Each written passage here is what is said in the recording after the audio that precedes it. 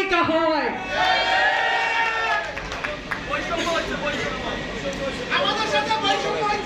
প্রিয় উপস্থিতি,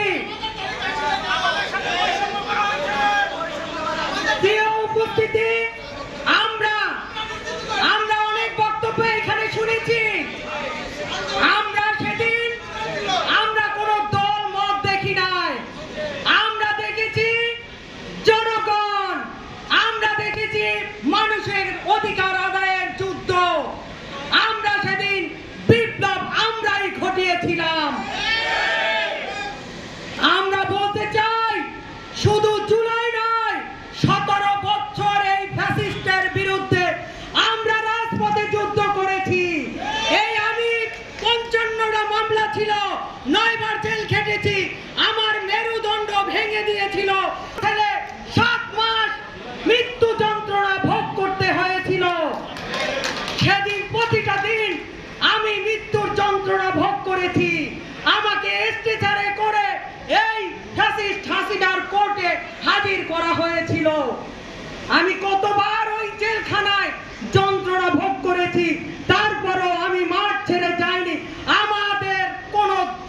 আমাদের জাতীয়তাবাদী দলের কোন সৈন্য মাঠ ছেড়ে যায়নি। তাই আজকে বলতে চাই, জুলাই আমাদের সবার বিপ্লবের ফসল। জুলাই কারো একার নয়। আজকে আমাদের মাননীয় প্রধানমন্ত্রী এই 5 মাস সরকারে আছে, তিনি জুলাই যোদ্ধা এবং শহীদদের জন্য কি কি করতেছেন এবং তার পরিকল্পনা কি রয়েছে, আস্তে আস্তে তিনি পর্যায়ক্রমে বাস্তবায়ন করতেছেন। এবং ইতিমধ্যে অনেকের ফাঁসি হয়েছে, অনেককে আইনের আওতায় এনেছে এবং আগামী দিনে শেখ হাসিনাকে এই বাংলাদেশের মাটিতে আমাদের নেতা তারেক রহমানই এনে এই বাংলাদেশের মাটিতে তাকে ঝুলিয়ে, ফাঁসির কাস্টে ঝুলিয়ে জনগণের সামনে বিচার করবে। তাই বলতে চাই, আমাদের সবার রক্তের ফসল জুলাই।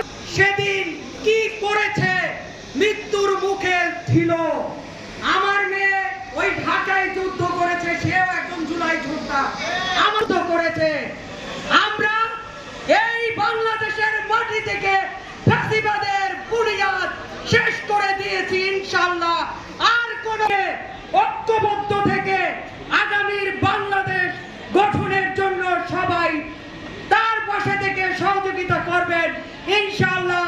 সবাইকে আরো একবার ধন্যবাদ জানিয়ে আমি আমার বক্তব্য শেষ করছি। বাংলাদেশ জিন্দাবাদ, জাতীয়তাবাদী দল জিন্দাবাদ, শহীদ জিয়া অমর হোক, খালেদা জিয়া অমর হোক, আমাদের দেশনায়ক তারেক রহমান জিন্দাবাদ, জিন্দাবাদ, জিন্দাবাদ।